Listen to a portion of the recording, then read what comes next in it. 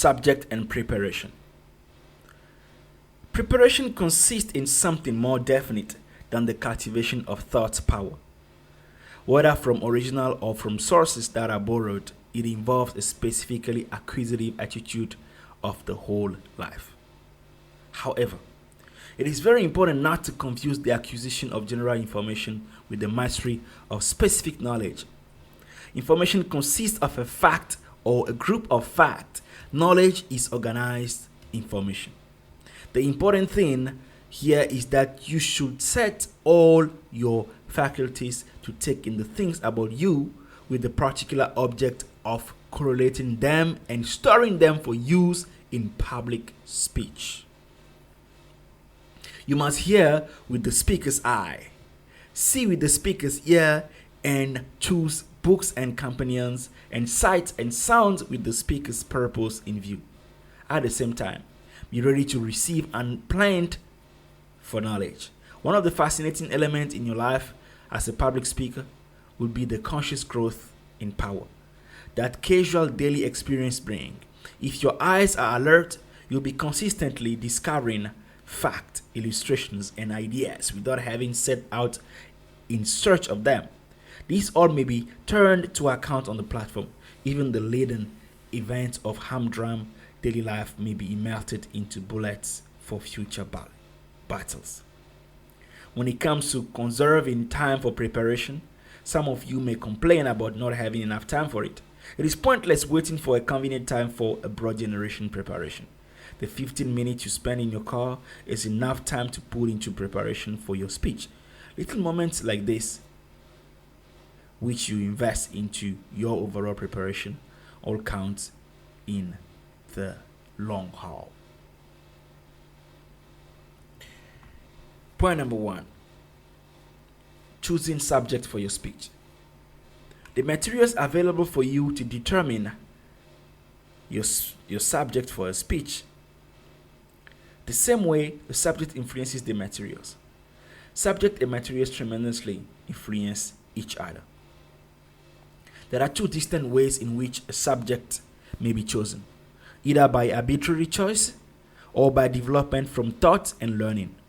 To make an arbitrary choice from among a number of many other subjects involves so many important considerations that is a great relief for the speaker to find one to settle with. Choice by development is a very different process. Rather than ask, "What do I say?" it turns the mind in upon itself and asks, "Who do I think?" Hence, the subject may be said to choose itself, for in the process of thought or of reading, one then rises into prominence and comes to life, soon to grow into discourse.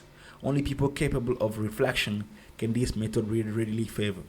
Habits of reading and reflection will supply the speaker's mind with an abundance of subject of which he already knows something from the very reading and reflection which gave birth to his theme.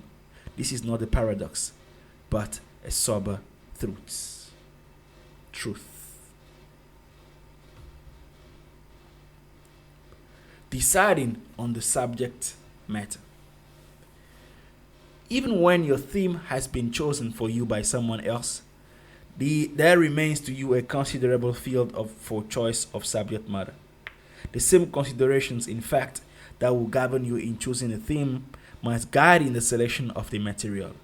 Ask yourself such questions as this. What is the precise nature of the occasion?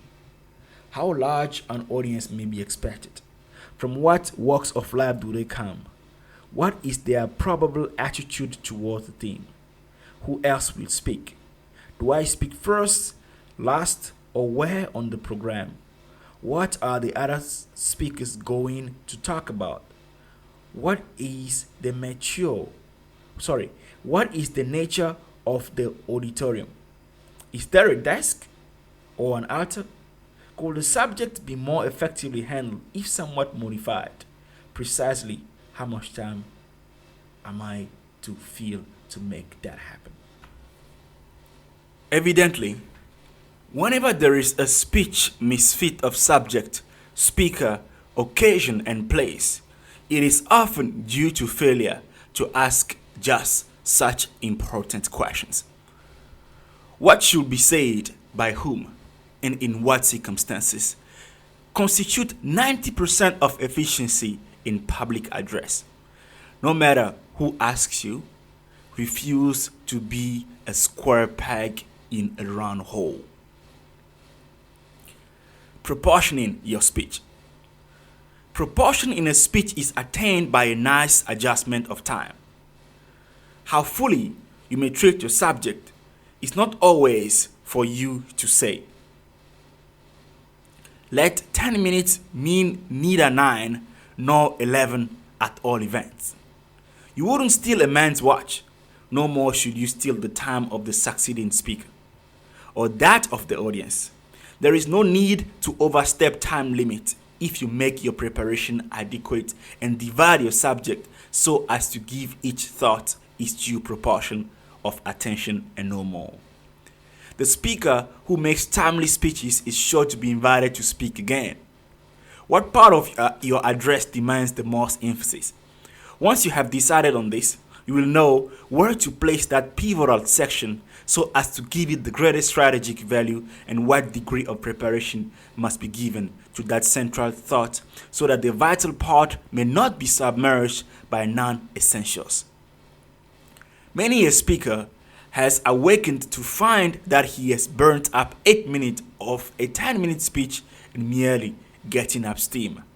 The same sense of proportion must tell you to stop precisely when you are through, and it is to be hoped that you will discover the arrival of that period before your audience does. Tapping original sources. The surest way to give life to speech material is to gather your facts at first hand. This affords you the conviction you need on stage. You must adopt the methods of the reporter and find out the facts underlying your argument or appeal. To do so may prove laborious, but it should not be irksome. So, for the great world of fact teems with interest, and over and above all is the sense of power that will come to you from original investigation.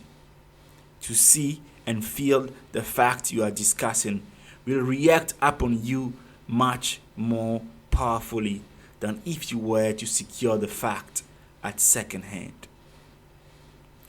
Live an active life among people who are doing worthwhile things. Keep eyes and ears and mind and heart open to absorb truth, and then tell of the things you know as if you know them.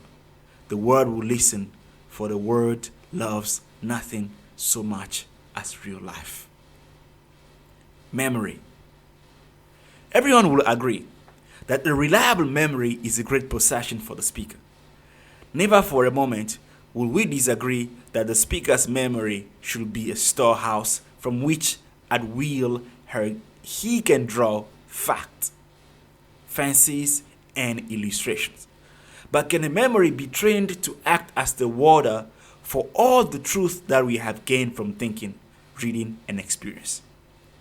Your power as a speaker will depend to a large extent upon your ability to retain impressions and call them forth when occasion demands, and that sort of memory is like muscle. It responds to training. What not to do? It is never advisable to begin to memorize words by rote, for that translates to beginning to build a pyramid at the apex. For years, our schools were cursed by the vicious system. Vicious not only because it is inefficient, but for the more important reason that it hurts the mind. True, some minds are natively endowed with a wonderful facility in remembering strings of words, facts, and figures, but such are rarely good reasoning minds. The normal person must belabor and force the memory to acquire in this artificial way. Again, it is hurtful to force the memory in hours of physical weakness or mental weariness. Health is the basis of the best mental action, and the operation of memory is no exception. Finally, do not become a slave to a system. Knowledge of a few simple facts of mind and memory will set you to work at the right end of the operation. Use these principles, whether included in the system or not, but do not bind yourself to a method that tends to lay more stress on the way to remember than on the development of memory itself. It is nothing short of ridiculous to memorize 10 words in order to remember one fact.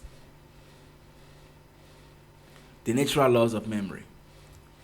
Concentrated attention at the time when you wish to store the mind is the first step in memorizing, and the most important one by far.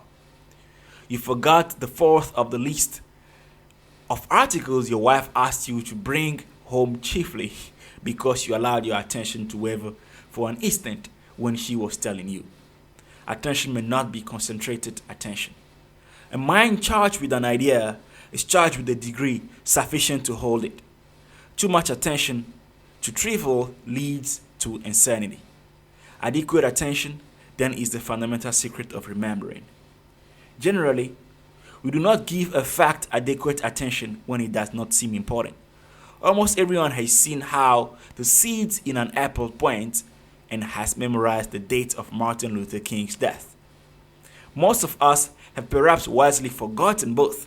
The little nick in the bark of a tree is healed over and obliterated in a season, but the gashes in the trees around Gettysburg are still apparent after 50 years.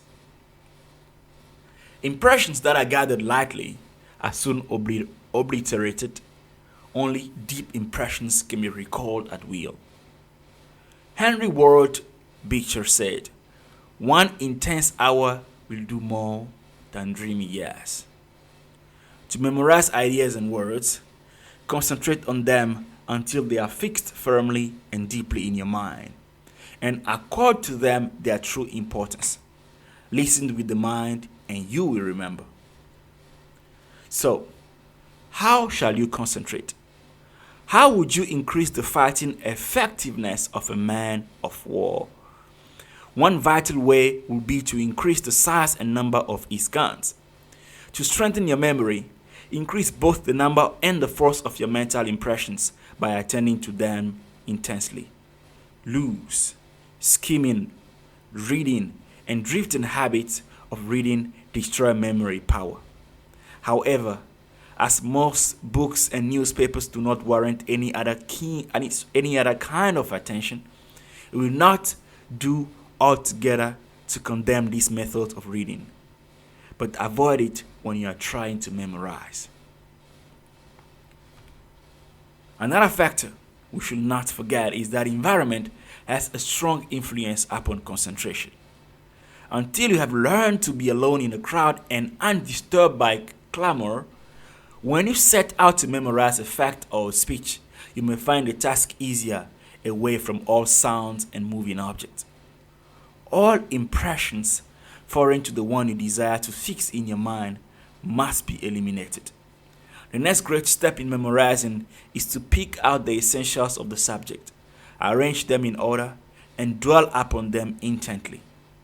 Think clearly of each essential, one after the other, thinking a thing, not allowing the mind to wander to non-essentials, is really memorizing. Association of ideas is universally recognized as an essential in memory work.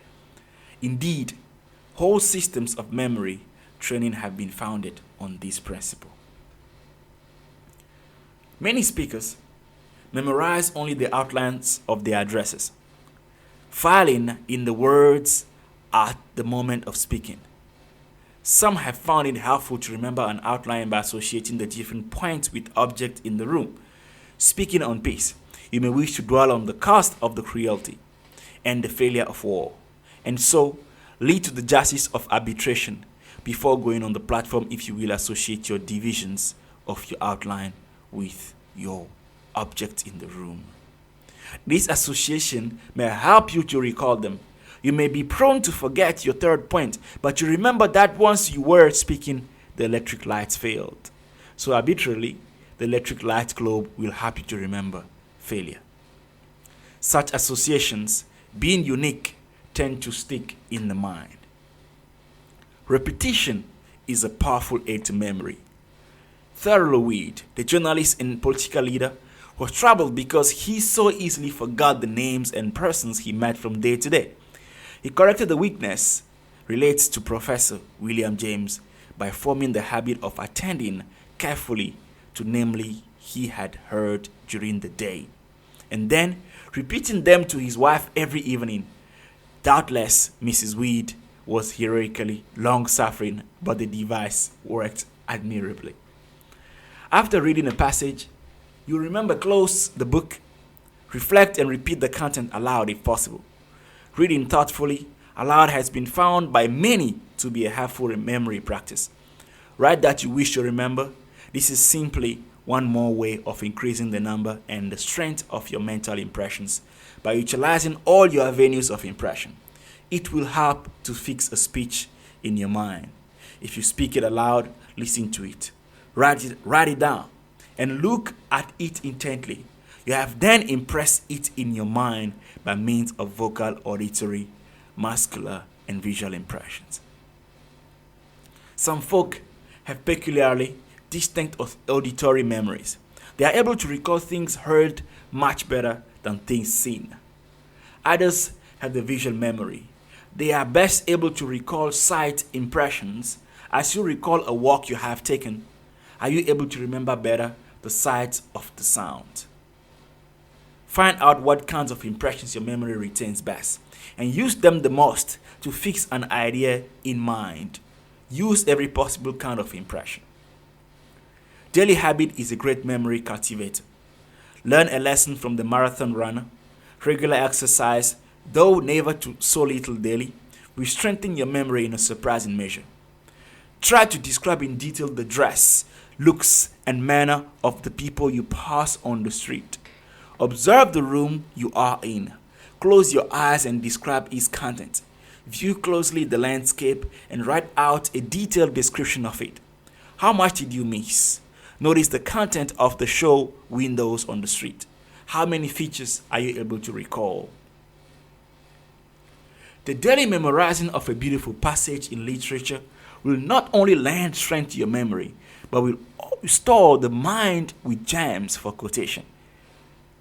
But whether by little or much, add daily to your memory by power by practice. Memorize out of doors. The buoyancy of the wood, the shore, or the stormy night on deserted street may freshen your mind as it does the minds of countless others. Lastly, cast out fear. Tell yourself that you can and will and do remember. By pure exercise of selfism, assert your mastery, be obsessed with the fear of forgetting, and you cannot remember. Practice the reverse. Throw aside your manuscript crutches. You may tumble once or twice, but what matters that? For you are going to learn to walk and leap and run. Well, coming back to the boy of the story, this boy has a friend back in Togo, West Africa. And this boy's friend's name is Manson.